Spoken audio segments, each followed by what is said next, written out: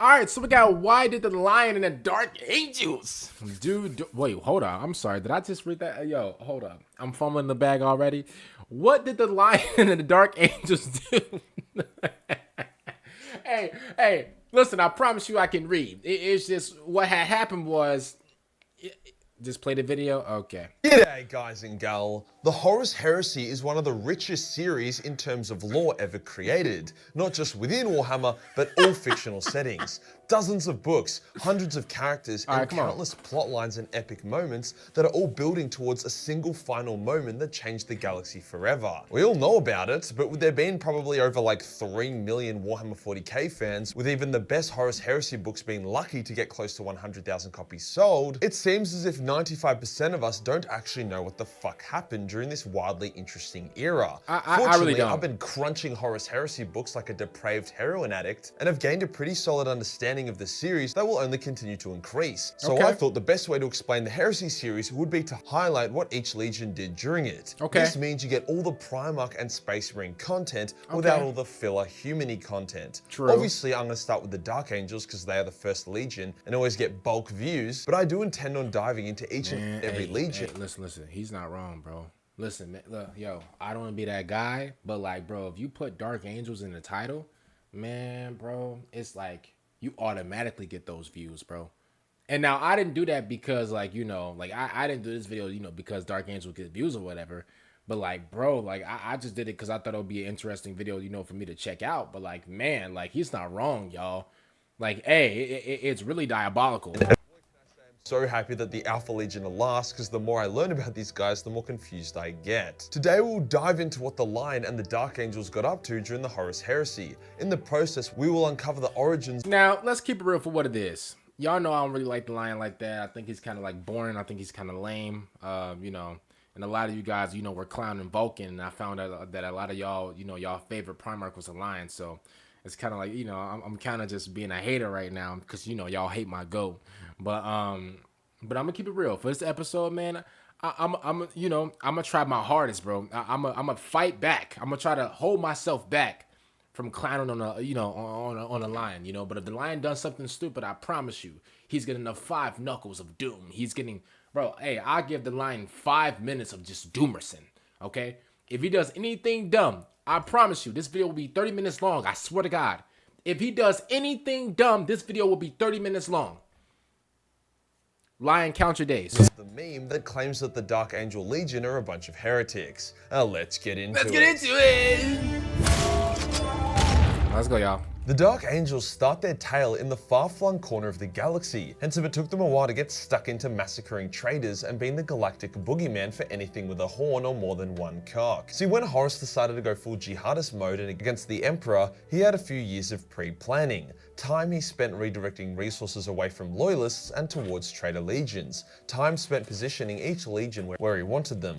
This was a big reason why the traitors started off so well. They had all the cards. The one legion Horus didn't want to mess with, however, was the Dark Angels. He knew that no ambush or treachery, no matter how spicy, would defeat the Dark Angels. They had insane weapons and technology that only they were allowed to use by order of the Emperor. They were also the legion that got sent when something from a Lovecraftian horror story needed to be put down. For example, in the Lion's Primarch book, he took on and overcame a 60 million year old godlike Xeno race and defeated them, despite them being powerful enough to not only survive but also thrive during the War in Heaven. Compare that with Fulgrim's Primarch book, where the Emperor's children's Primarch struggled to bring a low-tech human Imperial world into compliance and nearly died doing so due to his own ego, and you begin to see just how far above his brothers the Lion was. So Horus sent the first legion on a mission to the corner of the galaxy with the hope that they would be slowed down enough for the traitors to complete their main. Alright, we won't give him that one.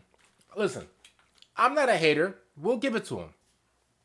We'll give it to him.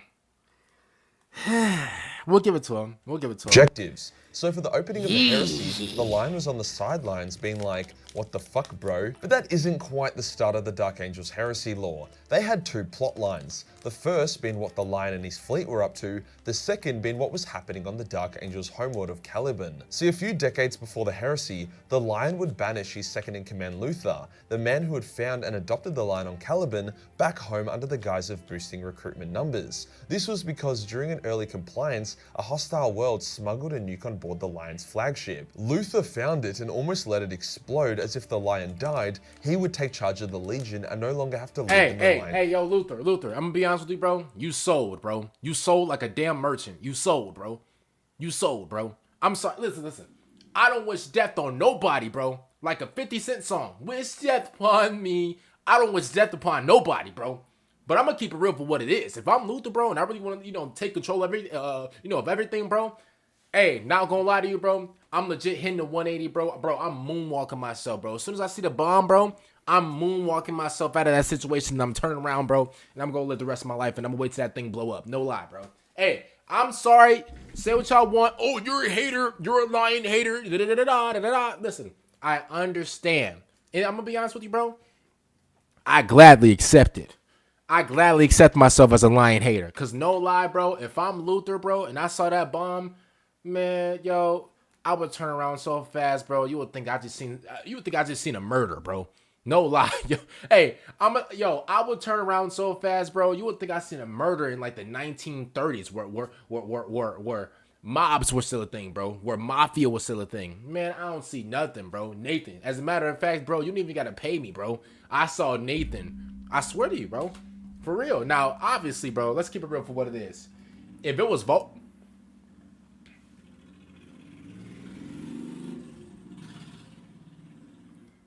Now, to keep it real, if it was Vulcan, y'all, man, do you know what I would do for Vulcan, bro? Let me tell you something. If I was Luther and Vulcan was on that ship or whatever, and they snuck a nuke on the ship, man, bro, as soon as I see that bomb, bro, I would legit take myself around the bomb and be like, Vulcan, look. Vulcan will run up, my servant, my son, what are you doing? I'm like, Vulcan, just throw me out in space, bro. I'll take it all, bro. I'll take all the explosions. But son, why would you do that? Because I'm sacrificing myself for you. Like, bro, I would legit sacrifice myself for Vulcan. Like, that's what I would do. Like, only for his presence and his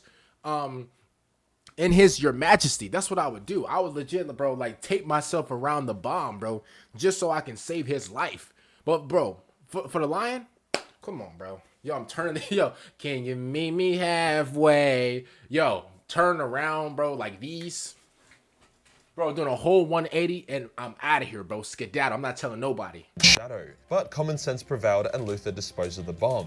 Despite saving the Hey, Lion's Luther, life, you sold. The Lion felt something was off about what happened and he ordered Luther back to Caliban. Luther fulfilled the role of recruitment boosting with amazing results, swelling the Dark Angel Legion numbers. But over time, he grew resentful, not only at the Lion's abandonment, but also because Caliban was being slowly destroyed, its beautiful forests and culture being torn down to make room for industry. That resentment would make fertile soil for the seeds of heresy to be sown. When the Lion first got wind of the heresy, he didn't quite understand the scope of it. He thought that Horus's ego and narcissism had driven him to foolishness, and that he would be easily crushed, paving the way for the Lion to become the new War Master. It was this ignorance that resulted in the Lion giving Perturabo, a traitor, some insane siege weapons. He didn't know Perty was a traitor at the time, and he seriously regretted what he did. Dummy. Dummy. See, Vulcan, he would have easily spotted out a phony. Come on, yo, let's keep it real for what it is. Bro, Vulcan would have easily been like, yo, hold up. Everybody freeze. He would have said, he would have said, halt. Everybody would have been like, yes, my lord, Vulcan. Yo, he would have been like, bro, right there. What do you want, my sir? What do you want, my king, Vulcan? He's a phony. He's a fraud. He's a phony. Get him. Get him. Everybody gonna get him, bro, and he gonna reveal his true form, bro. A demon, a thief, or whatever. Be like, how'd you know, Vulcan? How'd you know? He gonna be screaming everything. Vulcan, how did you know? See, bro, listen. See, that's what Vulcan would do, bro. He would easily point out a phony, bro, a bum in disguise. He would easily point them out. Duh, I would too. Lion, I'm gonna be honest with you, bro. Like, you got no type of like I knew you was lame since the beginning. Like, you got no type of no third eye. You don't even have like a phony meter. Like, you just giving weapons to anybody and everybody. Like, that's a rookie mistake, to be honest with you. Like, how could somebody, like how could y'all like this dude, y'all? Like, he's not even like, Man, yo, hey, man, get a load of this guy. You know, like, bro, like, come on, what's up with him, you know? But it was just one of many moments highlighting his lack of understanding of the situation.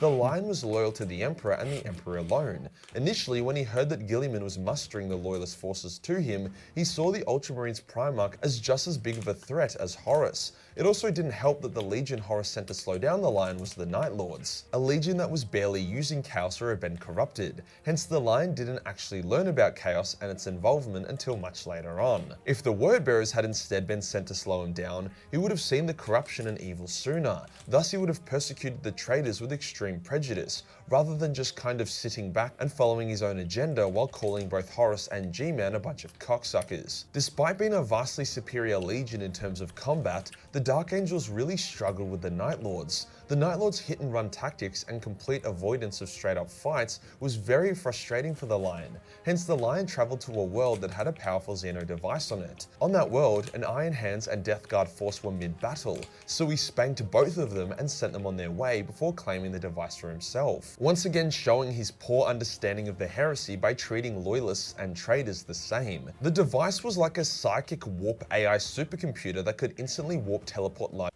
All right, I'll give him a little bit of, aura points right there. I mean, he did get his way right there. Okay.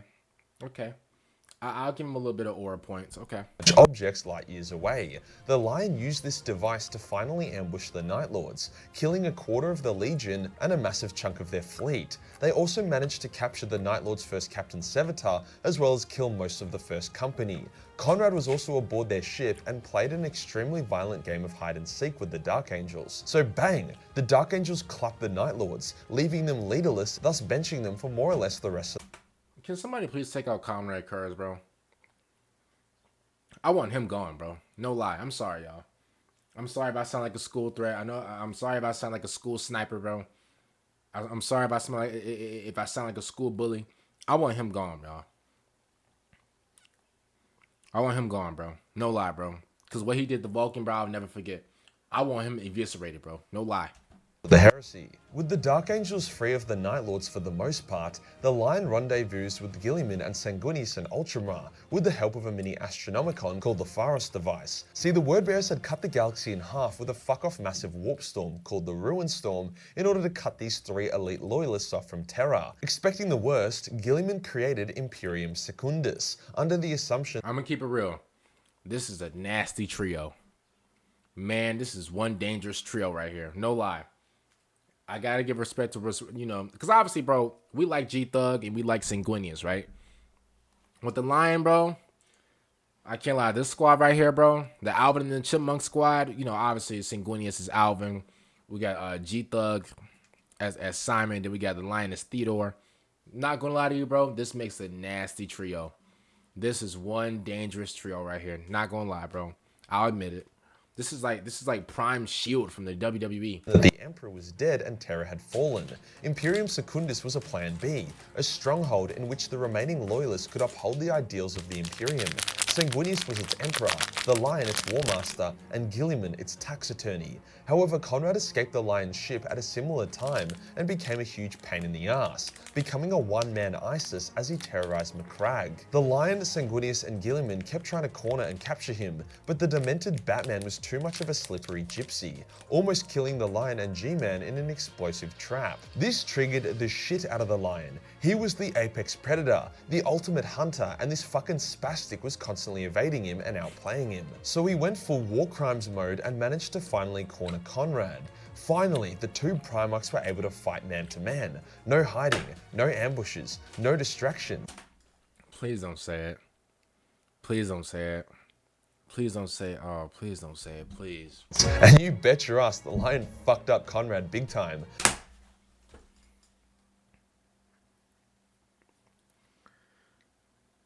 Okay. Alright. Wow, I got a lot of explaining to do.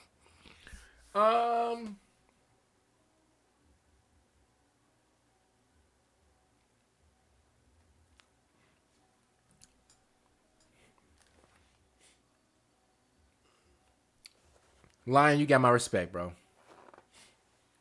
Lion, you got my respect. Because what this school menace did to Vulcan was just too, it really messed up my heart. And I really felt like I couldn't get my revenge. Lion, you got my respect, bro. You got my respect. Does it mean that I like you? Never. Hell no. But you got my respect. You got my respect. Okay. You get my respect, bro. Let's clap it up. Clap it up. I know a lot of y'all are like, yeah, I told you. I know. He got my respect, y'all. He got it. He got it. He got it. He got it. Okay, he got it. All right, bet. Okay.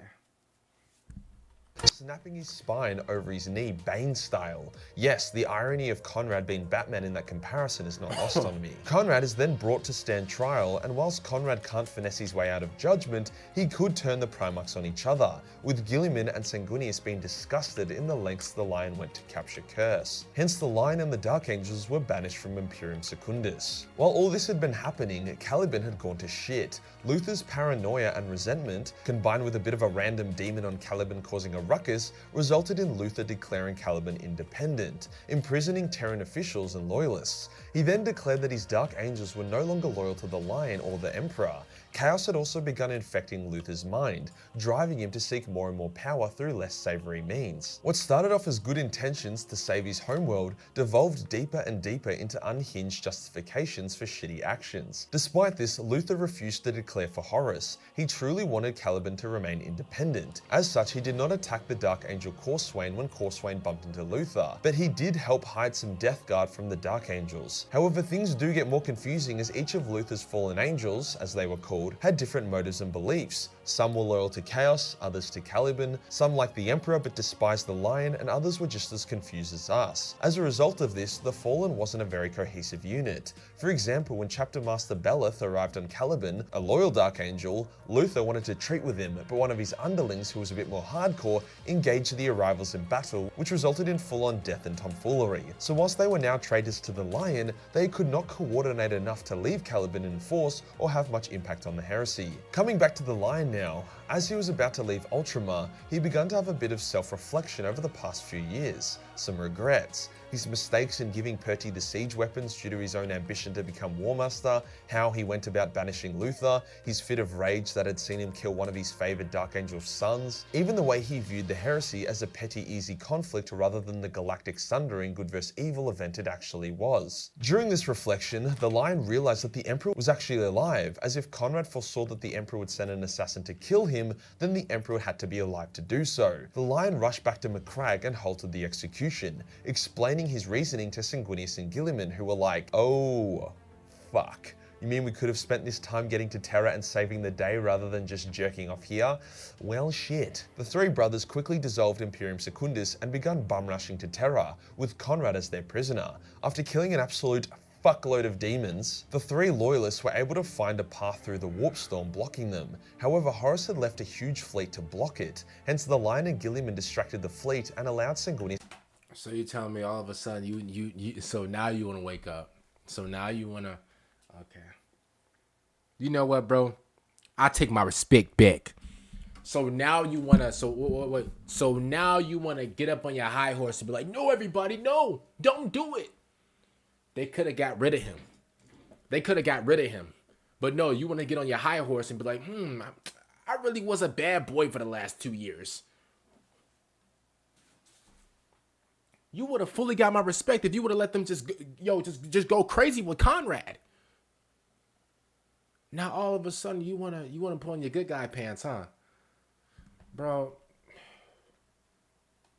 I take my respect back. The punch through to Terra. This is why the Blood Angels were one of the 3 loyalist legions on Terra. However, as a result of this, the Dark Angels were split off and unable to get through the storm. So after uniting with the Space Wolves and Raven Guard, they decided to vent some frustration by destroying nearly every single traitor Primarch homeworld. The Lion justified this by saying that they could pull traitor forces away from Terra if the enemy thought their worlds were under threat. But in reality, the Lion just wanted to make his fuckhead brothers pay for everything they had done. Sadly, this too was a big mistake, as the time the Lion spent destroying these worlds could have been spent on trying to break through and get to Terra, potentially altering the course of the siege and stopping the Emperor from being mortally wounded. I told y'all, bro,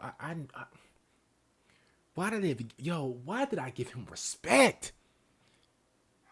Like, bro, why did I even waste my time giving this dude respect, yo? He's just in it for his own game. Vulcan would never, bro. Vulcan would finish the mission first and then attend to his own. Like, and this is who y'all want me to respect? Really? Y'all was in the comments saying, oh, respect the lion, respect the lion. Yo, you're disrespecting the lion. Bro, why would I respect a dude like him? We respecting trash now? Because y'all be going crazy on Vulcan. Like, Vulcan never did anything. Vulcan is 1,000,000,000% better than the lion. In every which way, he's better in every way.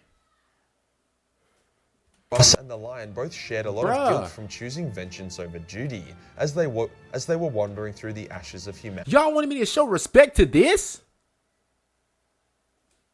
His birth world. There were actually some What? Dark Angels on Terra during the siege, notably Khorne and some of Luther's Fallen. They were fighting for the Emperor's forces, securing small but key objectives, once again compounding the confusion regarding the Fallen's true loyalties. The Lion led his sons and pursued the fleeing traitor forces, massacring them whenever they went. The traitors no longer had their homeworlds or strongholds to fall back to, so most of them beelined to the Eye of Terror. When the Lion felt he had done enough, he went back to Caliban for the first. Bro, the only good thing about him, bro, is his armor color. That's it.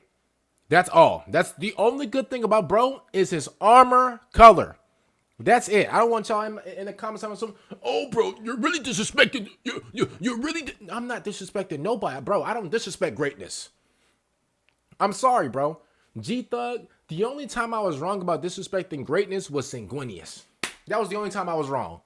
The only time that I take full accountability of, you know what, Sanguinius, my bad, bro. You deserve 1,000 apologies. That's my fault. The Lion, you want me to sit here and apologize to somebody that's bummified?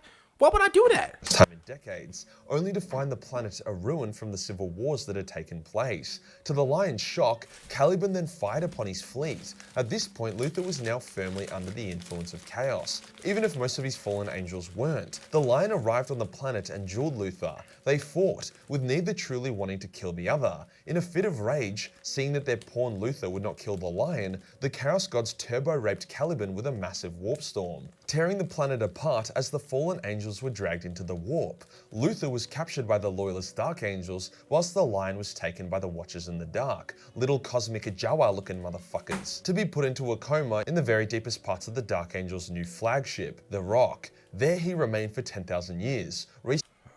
All right, okay, so he didn't get knocked out. Okay. All right, okay. Maybe I was wrong about the Lion in that sense. He didn't get knocked out. Okay, maybe. All right.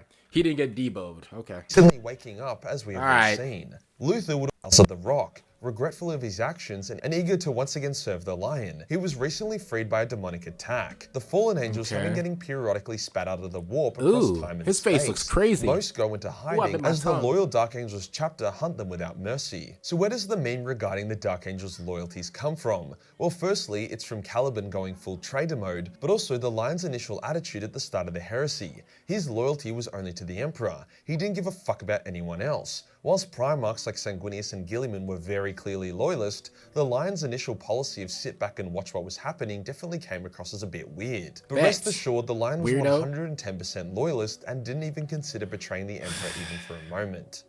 Shout out to Majorkill, man, for this video. The Lion, he had my respect, and then, you know, it went away. I mean, bro, you should have killed Conrad Kurz, bro. I mean, you should have took him out. I mean, he wanted to put his, you know, big boy good pants on and like, hey guys, no, let's just use him as the prisoner. And bro, get rid of him, bro. Like one, it's like why is he so like flip flop-ish? Like, bro, one moment, you know, you're this assertive, just dominant guy. Then the next moment, you know, you sit there and reflect on it. Actually, bro, what's going on, bro? Like you can't you flip flopping between just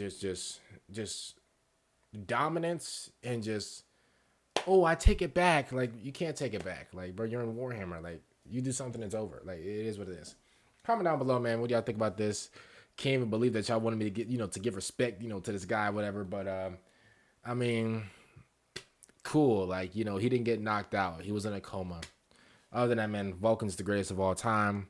I'm a forever preach that, you know, until I'm done with this whole YouTube thing.